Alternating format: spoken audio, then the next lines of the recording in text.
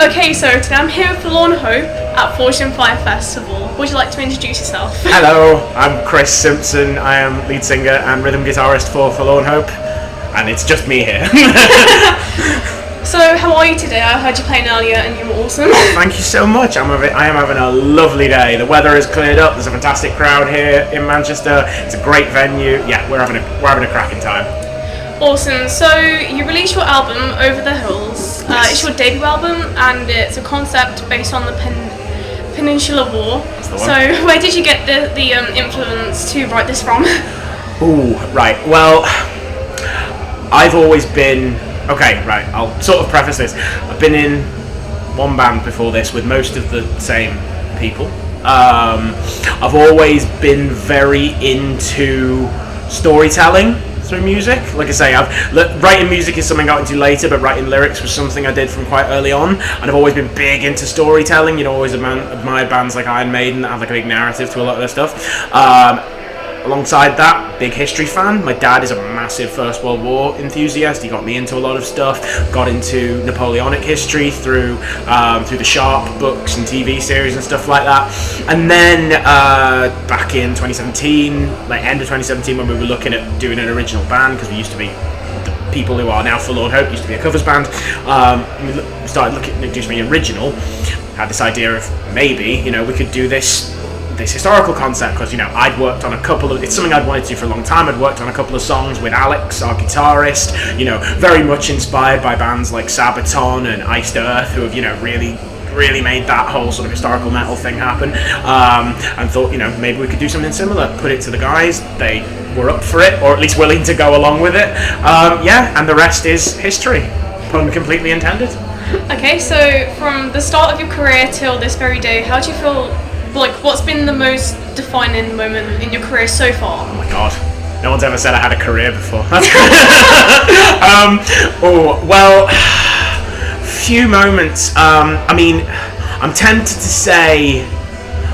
say the album release, or the launch gig. I think just doing the album, releasing the album, probably was a big thing. But that, if you wanted to but maybe. That was just the realization of the whole thing, making the whole thing happen, this big, the whole concept album, and actually just be able to get it out there and finished and go, there is our finished product.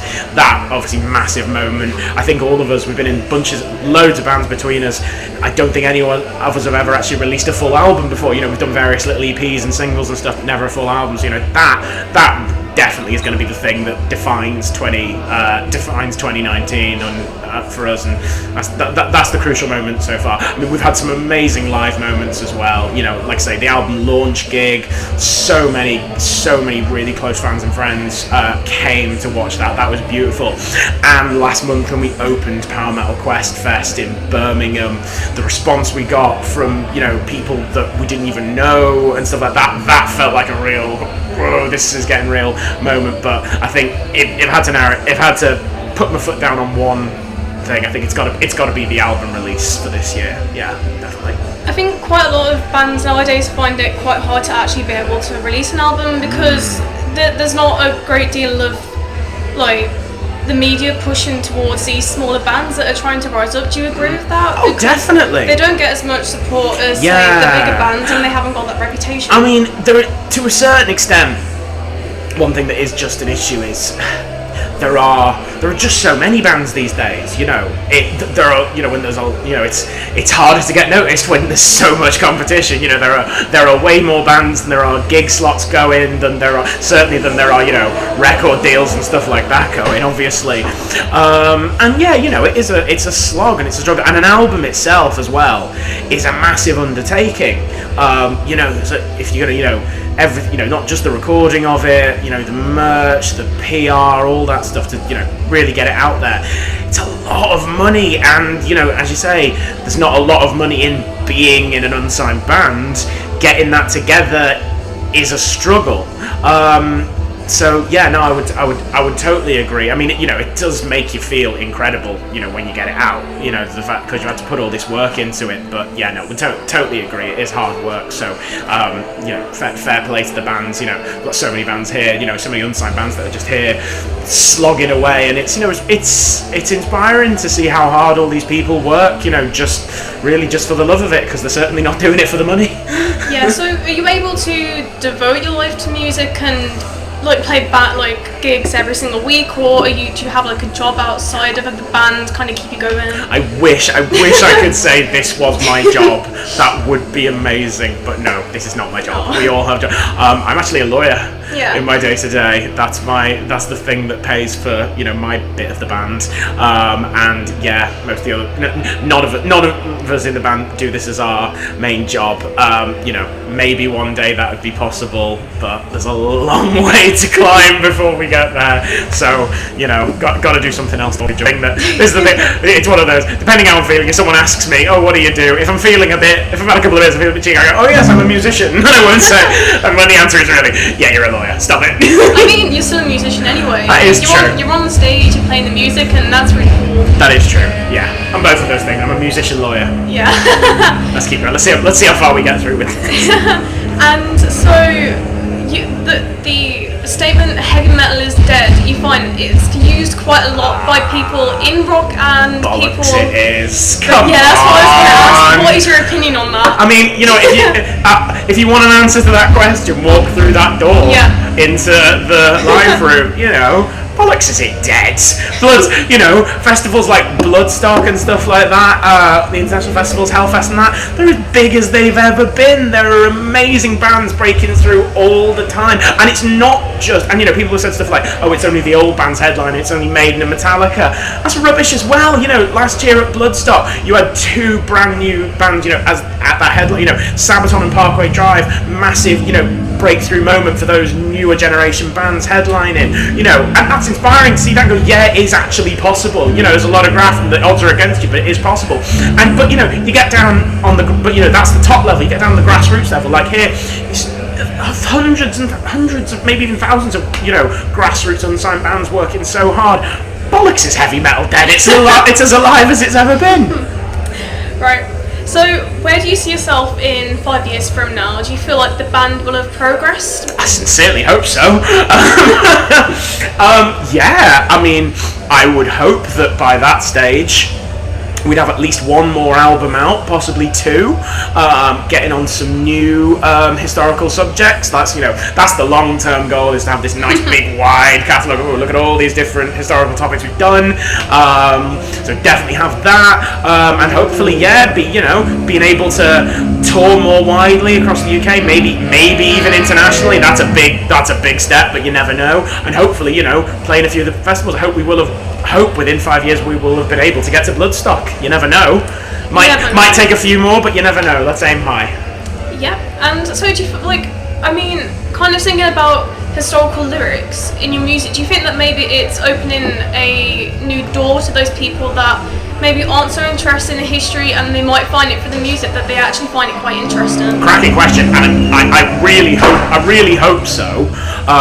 Like I say, Sabaton are a band that have been a massive influence on me, and I think if you look at the response they've had, I think there's a lot of stories that weren't as well told that Sabaton have really brought into people's minds. I think there's people have really gotten into history through that, and it's a good sort of popular medium to get people into that. So I would hope that we can tell it. I love telling stories that haven't had as much exposure maybe in popular culture and stuff like that. So yeah, if we get that chance, I think we've had a few people who've said started to look into this stuff after listening to you.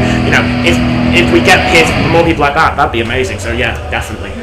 And so, when you see people reaching their point of success, or what they call their point of success, does it kind of push you to strive harder to reach your goals, or do you really feel like you're at that point where you've reached that ultimate goal, or do you feel like you still need to push yourself to?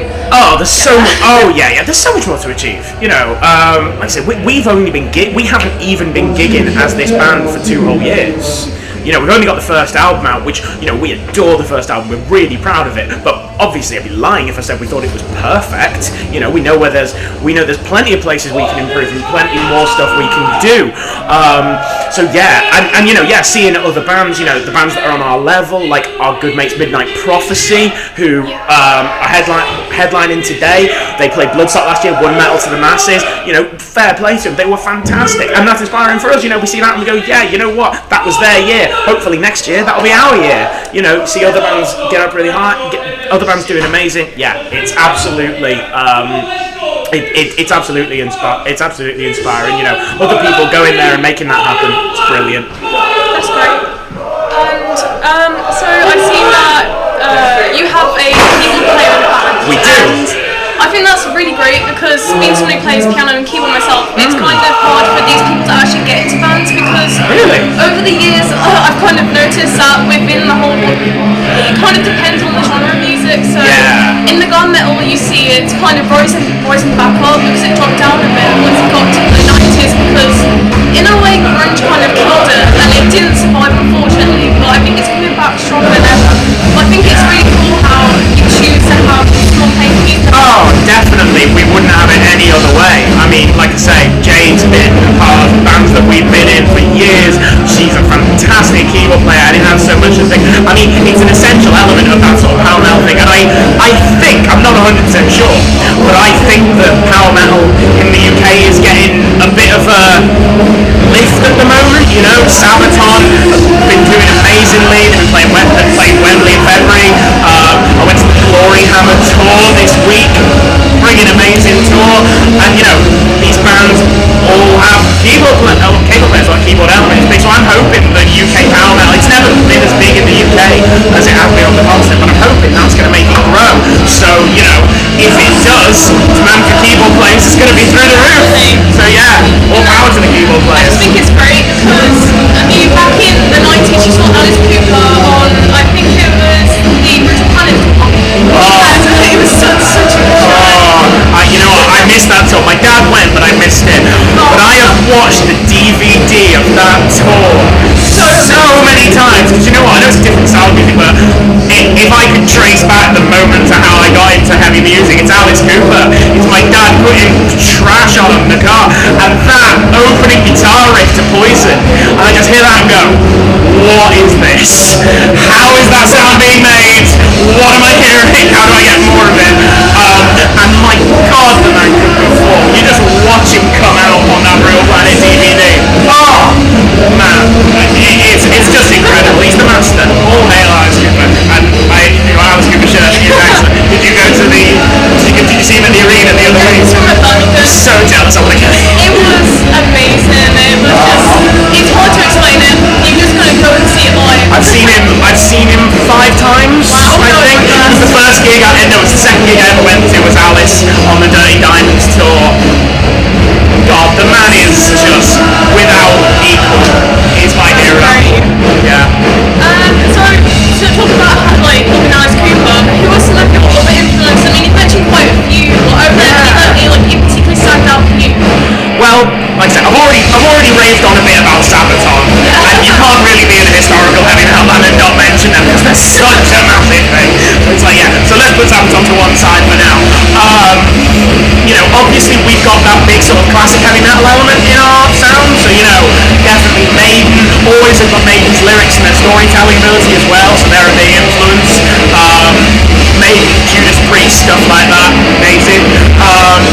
More on the power metal side, and actually on the historical side, I would definitely give a shout to Iced Earth. Specifically, their album The Glorious Burden, which is like their own historical thing they've done, but that's an amazing thing, and there's real passion for the subject matter there. That's something I really wanted to try and do and bring across with this band. I'm a big fan of, you know, a lot of power metal bands are getting quite big at them, so you know, Powerwolf, Avantasia, big influence on me. I know guitarist Alex is very influenced by bands like Symphony X and stuff like that. You know, Danny, our drummer, his original grounding is a lot more in, you know, your sort of classic rock, you know, your Guns N' Roses, your Motley Crue, stuff like that. There's a lot of influences that boil together to make Forlorn Hope, but I think definitely, you know, those are some of the big headline ones. I think having all of those influences kind of like brought into one, it has such a unique sound that you've got, and I think that's like really cool that we've got these sort of people trying to kind of rise up and just do really well in music. Oh, well, that's really kind of you. You know, well, like I say, it's one of those. I don't think we set out to kind of go, yeah, we're going to do something completely original and do it like that, you know, because there were some pretty obvious influences that we were wearing on our sleeve. But, you know, at least I can look at the biggest influences we've got and say, yeah, they were a big influence, but we sound exactly like them. Or they were a big influence, but we don't sound exactly like them. So I'd say, you know, that's a big thing. You know, I thought I had a follow-up point there, but I don't. Yeah. I mean, I feel like kind of happens to bands a lot nowadays. They say that they have this influence of a band, but then some of the negative people say that they ripped off a band. I think that's quite hard. It's a difficult one, that. I mean, you know, it's where does the line between, you know, being influenced and copying? Yeah, I think people find that quite hard to like differentiate. Like, for example, this band called Hot Warriors, they've been said a lot that they ripped off Simpson or Metallica. I personally can't hear it. That's a load of bollocks. I mean, you know, the thing is, I'm not even a massive Black Veil Brides fan. You know, they're not massive, I think, but I saw them years back supporting Murder Dolls. But they don't sound like any of those bands in particular, you know. And of course they're gonna. I mean, of course they'll be influenced by bands like Metallica. Everyone's bloody influenced by Metallica. They're huge. It's like saying you weren't influenced by Iron Maiden or Black Sabbath. It's like you play a metal band, you were influenced